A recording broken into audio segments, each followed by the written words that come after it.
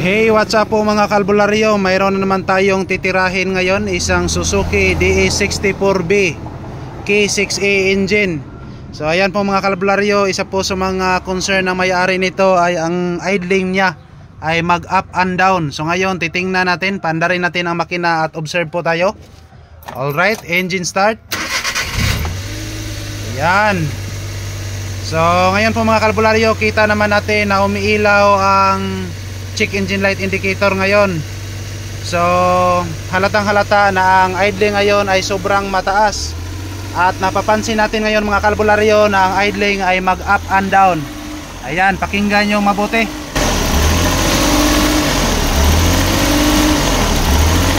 So ang gagawin po natin dito ay straight to the point na po tayo dito. Ang titirahin natin dito ay ito po, yung tinatawag nating idle air control valve. So tatanggalin natin yan at linisan lang natin yan. Alright, let's proceed. Ayan, nabaklas na po natin ang buong throttle body assembly. So kita natin ngayon mga kalbularyo. Yan.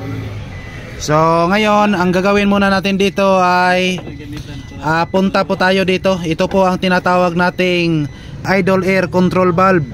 So tatanggalin natin to, linisan natin sa loob. At hindi pa rin makukuha yung up and down mga kalbularyo, ay proceed na po tayo sa tinatawag nating idle air control valve sensor. So ito lang po ang gagawin natin sa mga may-ari dyan. Pag makaranas kayo ng ganitong problema, ito lang talaga ang gagalawin nyo, wala nang iba. So ayan, ay tanggal na natin ang mismong idle air control valve. So kita natin ngayon mga kalbularyo, andito na po sa labas. So base po sa nakikita natin ngayon ay hindi naman masyadong madumi ang nasa loob nito. So sa nakikita natin ngayon, wala na tayong duda sa valve nito, kundi ang papalitan natin diretso ngayon ay ito po ang idle air control valve sensor. So mayroon itong 3 bolt dito.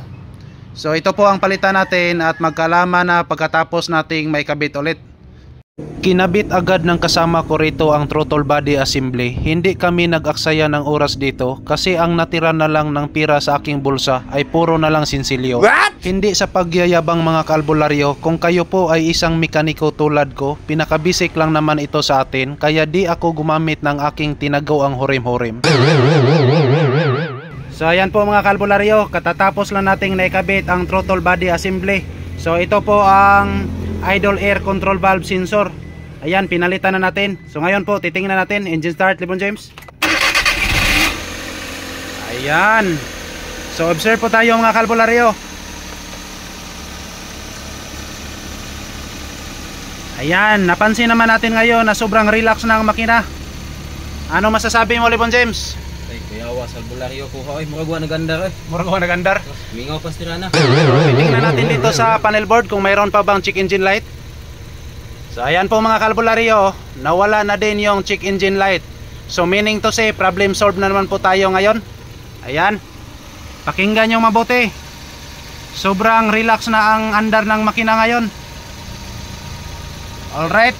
So ganyan lang po ang ating ginagawa. Nagpalit lang po tayo ng idle air control valve sensor. Ayan, so maraming salamat po sa inyong walang sawang panonood sa amin. As always, to God be all the glory. Thank you so much. Babo.